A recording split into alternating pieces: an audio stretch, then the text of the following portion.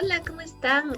Primero que nada, quiero agradecerles a todos por su participación en haber llenado la encuesta de hábitos de consumo de alimentos en el programa universitario del adulto mayor. Entonces ahora les quiero presentar algunas de las respuestas, no todas, pero sí las que más llamaron la atención. Hubo un total de 62 respuestas, de las cuales un 83.9% fueron mujeres y un 16.1% varones.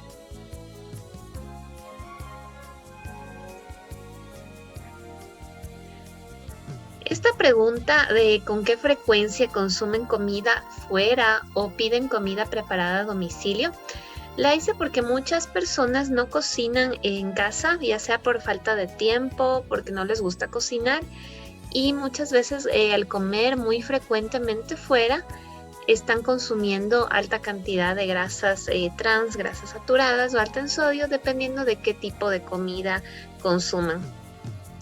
La mayoría de respuesta en esta fue muy rara vez, con un 69.4%, y esto es algo positivo porque se ve que la mayoría de personas sí cocinan en casa, y al preparar sus propios alimentos en casa es de mejor manera porque saben qué cantidad de sal, qué cantidad de grasa están usando, entonces son más conscientes de esto, entonces esto es algo positivo.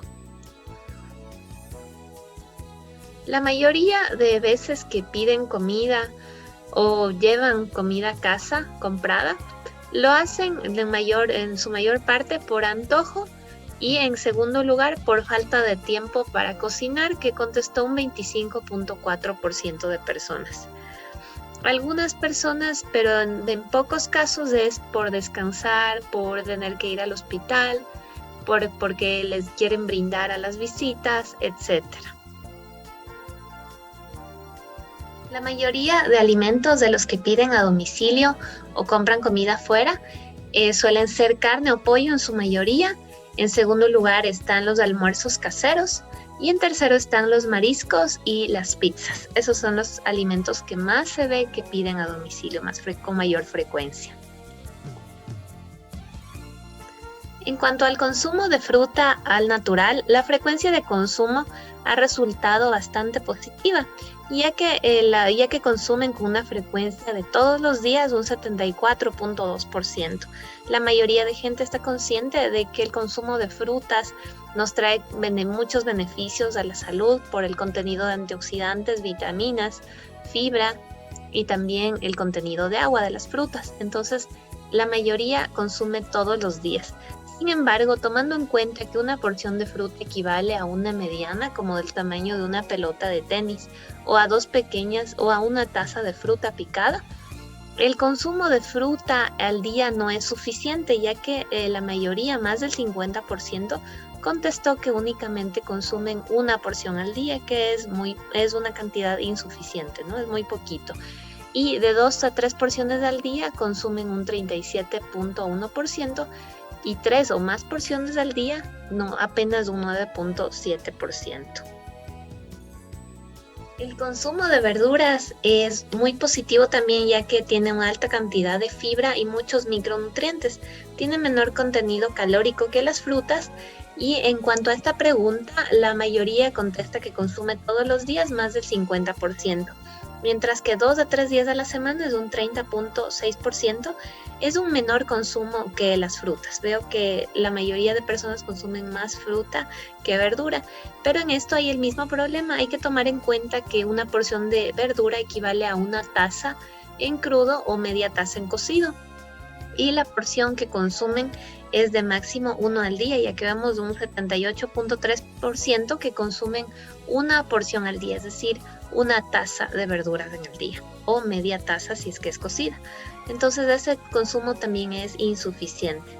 Recordemos que las frutas y las verduras son componentes importantes de una dieta saludable, y de hecho un bajo consumo de frutas y de verduras está asociado a una mala salud y a un mayor riesgo de enfermedades no transmisibles, tales como la diabetes, la hipertensión, el cáncer también.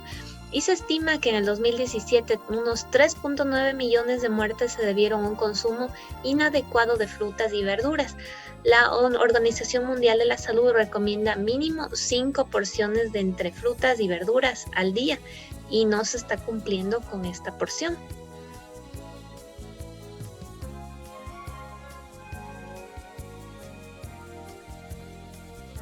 Los lácteos que mayor consumen son el queso fresco o tierno, en segundo lugar está el yogurt y en tercero la leche baja en grasa o leche descremada.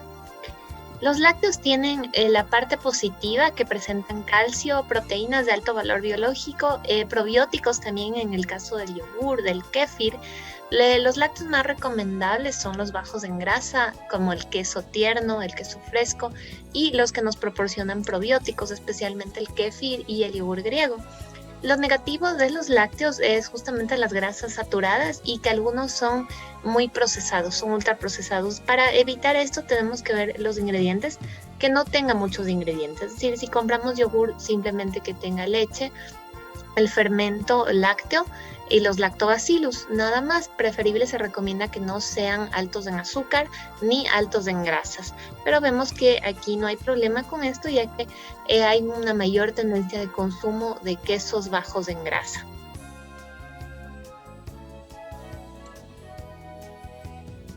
En cuanto al consumo de alimentos altos en azúcar, como las gaseosas, bebidas industriales, mermeladas, golosinas, postres, helados, vemos que la mayoría contesta que consumen estos de manera muy ocasional, que se considera muy ocasional cada 15 días o una vez al mes. Un 77.4% contestado a esto, mientras que 9.7% han mencionado que no consumen nunca estos alimentos. Es algo bueno porque los alimentos altos en azúcar predisponen a un aumento de peso, también a un aumento de riesgo de diabetes o problemas de intolerancia a la glucosa. En cuanto a los carbohidratos de mayor consumo, cereales de mayor consumo, vemos que los tres de mayor consumo han sido el arroz, las papas y el pan, con el 72.6, 71 y 50% respectivamente. En la pregunta de si ha habido algún cambio en los hábitos alimentarios desde la pandemia, la mayoría ha contestado que los hábitos de hecho han mejorado. Un 50% ha respondido esto, y esto es algo muy bueno porque se ve que con la pandemia, con el confinamiento, el hecho de pasar más tiempo en casa han dado más tiempo para preparar alimentos saludables y se ve que ha mejorado los hábitos. En un 37.1% no ha habido cambios en los hábitos y en un 12.9% los hábitos lamentablemente han empeorado. La última pregunta se refiere a los cambios respecto a la actividad física desde el inicio de la pandemia, donde lamentablemente la mayoría de personas, un 58.1%, ha respondido que la actividad física sí ha disminuido. Aquí no especificamos en qué porcentaje ha disminuido, pero la mayoría responden que ha disminuido. Probablemente se debe al confinamiento, a las restricciones, al peligro de contagiarse. Para esto les recomiendo que no dejen de moverse incluso estando en casa. Realicen pausas cada cierto tiempo para no estar mucho tiempo sentados, ya que el sedentarismo sí incrementa el riesgo de algunas enfermedades. Y también el ejercicio, la actividad física nos va a llevar a tener mayor bienestar físico y bienestar emocional. Entonces procuremos hacer rutinas que veamos en videos, procuremos hacer un poquito de pesas, de cardio, aunque sea dentro de casa.